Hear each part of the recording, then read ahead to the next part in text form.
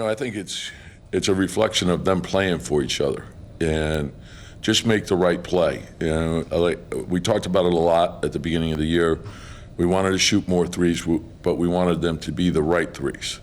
And so when guys are putting it down, when the second defender comes, make the right read. And your rim reads are critical.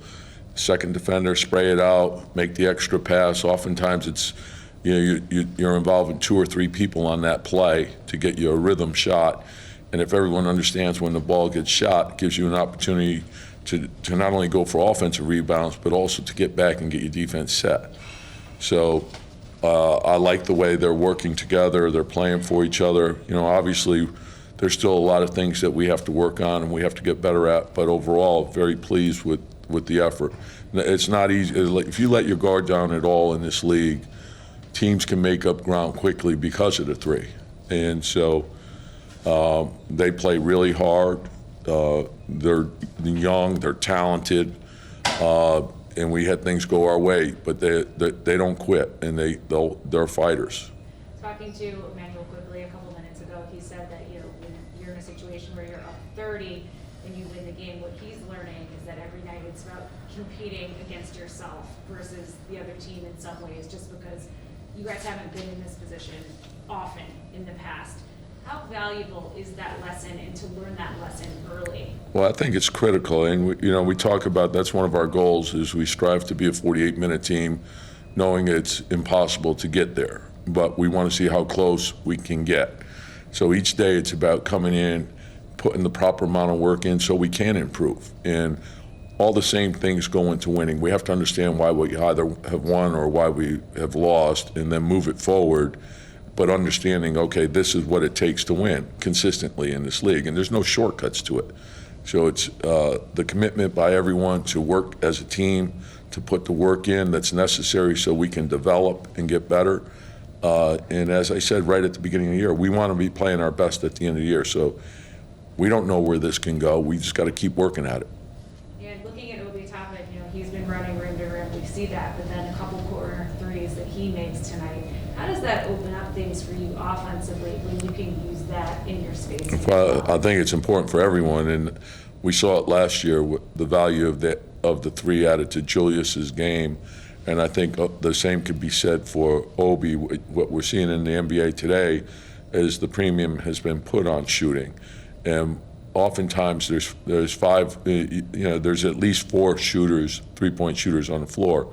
And now we're seeing it where there's 5, and that's one of the things why I think we're effective when Julius is at the 5 and Obi's at the 4, because the floor is opened up, and now we got driving gaps where we can get to the basket. And so that's the great value in our team is the versatility. I think what Mitch is doing for us is tremendous. He'll get better and better as we go, but his impact on the game, it's not measured by the box score, I can tell you that. A lot of those threes that you guys took were kind of clean spot-ups. What did you guys do well to be able to create those quality looks? Yeah, just get into the gaps. We got to force a shift first. When you get the shift, then read, attack the closeouts, put it down, get the ball into the paint. Once it's in the paint, head up, rim read, and make the play. And when we call plays, it's not necessarily for that person to shoot. It's the responsibility is to make the right play and the right read. The game is going to tell you who gets the shot.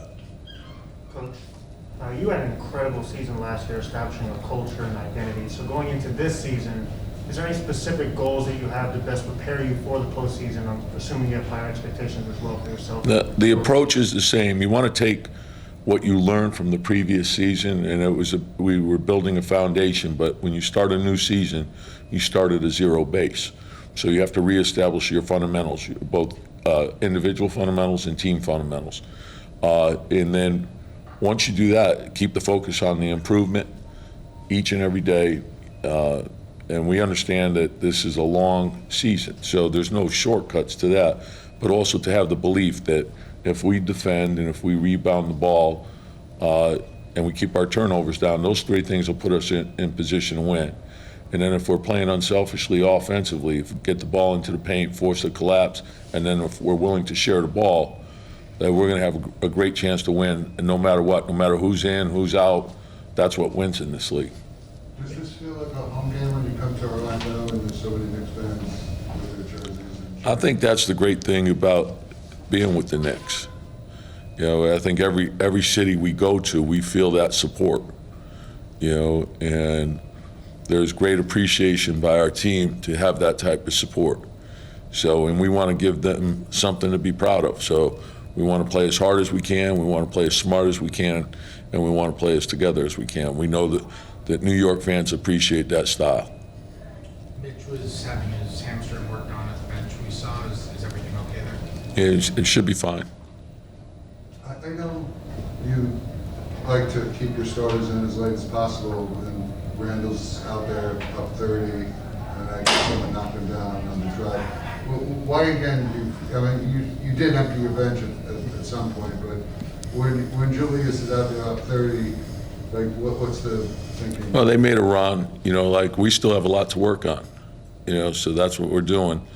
And you know, sometimes and we were getting him out probably a minute earlier. We had guys, but hey, look, if you're in there, work on finishing. That's what you're supposed to do.